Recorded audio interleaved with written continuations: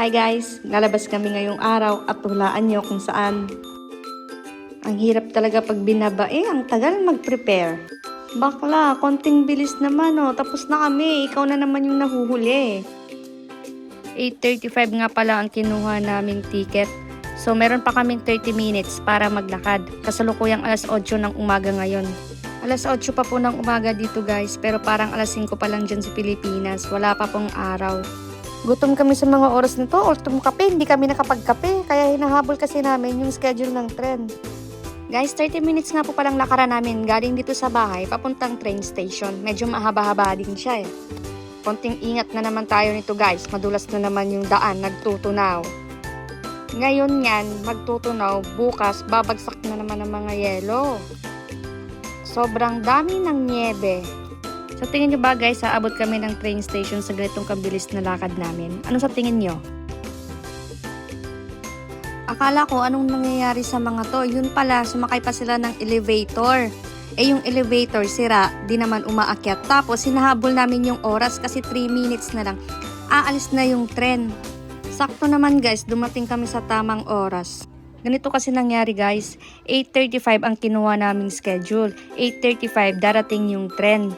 So nakaalis kami ng bahay saktong alas 8. May 30 minutes kaming lakad. Akala namin hindi na namin mahabol yung tren. So ang ginawa namin, tumakbo kami. Nakaistorbo pa tuloy kami sa natutulog. At sakto naman guys, nakarating kami sa tamang oras. Ang mga tren kasi dito guys, sakto sa oras, on time. Eh alam mo naman tayong mga Pinoy. Ang dami naming dumaksan na pinto bago kami nakarating sa talagang uupuan namin. Nakaupo na rin sa wakas. Mali pa yung binayaran namin guys. Dapat 38 zloty ang babayaran namin. So ang nakuha namin is 31. Kaya pala kinausap kami nung lalaki. Next time daw ang kukunin naming bayad ay yung normal lang. Buti na lang pumayag at hindi na kami nagpadagdag pa. I-edit lang muna kami. Total malayo pa naman eh. Ang biyahe pala namin guys 2 hours and 30 minutes. Ang kinuha namin ICC para mabilis. Kapag hindi kasi ICC at TL ang kinuha namin, aabutan kami ng 3 oras sa biyahe. At ang nakuha pala naming seat number ay nasa pinakadulo at nasa pinakadulo din kami ng tren pag akyat namin. Dito na pala kami guys, nakarating na rin kami sa wakas. Ang pakay pala namin dito ay yung bank account namin. Nakaslotty kasi siya guys at gusto namin ipa-euro account para magamit namin sa buong Europe. Gutom na pa naman kami sa mga oras na to. Di kasi kami kumain bago kami umalis ng bahay eh. After pala namin pumunta ng bangko, naganap na rin kami ng Asian store. Mamimili kasi kami ng mga pagkain Pinoy eh. Nag-e-explore kami guys, kaya naglakad na lang kami.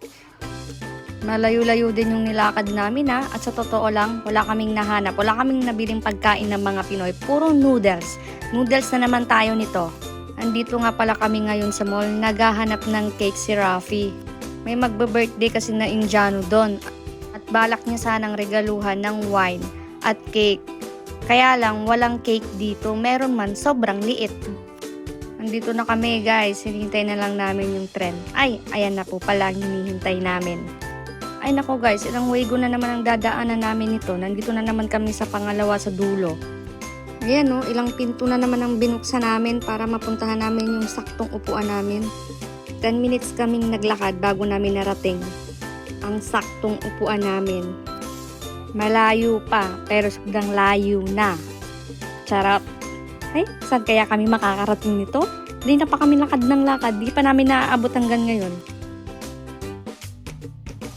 Finally, makakaupo na rin kami. Ito pala yung kanina. O diba? Syempre, magpapakit tayo ng sandali. Joke lang guys. Lagi kasi akong wala sa video eh. Pag ikaw talagang may-ari ng phone, huwag mo nang asahan na nasa video ka. Fast forward tayo. Nandito na pala kami sa loob ng tren. Nakaupo na rin sa wakas. Pauwi na po kami nito. Charan guys, andito na po kami. Kaya lang, hindi alam paano buksan ni Ate Chela may itong pinto. May naghihintay pala niyan sa likod namin at sinasabi niya, bilis daw, bilis. I mean, dabay-dabay daw. Kasi yung tren, 3 minutes lang aalis na. So, hindi namin alam paano buksan.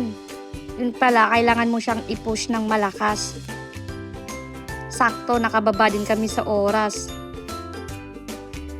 Okay, at maglalakad na naman kami nito ng 30 minuto pa uwi ng bahay. Tignan nyo guys, so nagtutubig na. Nadulas pala ako niyan kanina guys habang nagbi-video. Hindi ko kasi napansin, may tubig pala sa harap ko. At ang shoes na gamit ko, talagang nakakadulas. O diba? Nagtutunaw talaga sila. Mura nga yung nakuha naming tirahan. Ang kaso, malayo naman sa lahat. Kailangan pa namin maglakad ng kalahating oras bago namin mapuntahan lahat ng kailangan namin. Hirap din kasi makahanap ng apartment sa mismong syudad eh. Meron man kaso punuan na. Finally, andito na po kami sa bahay guys. O siya, magpapahinga na lang muna kami hanggang sa susunod. Paalam!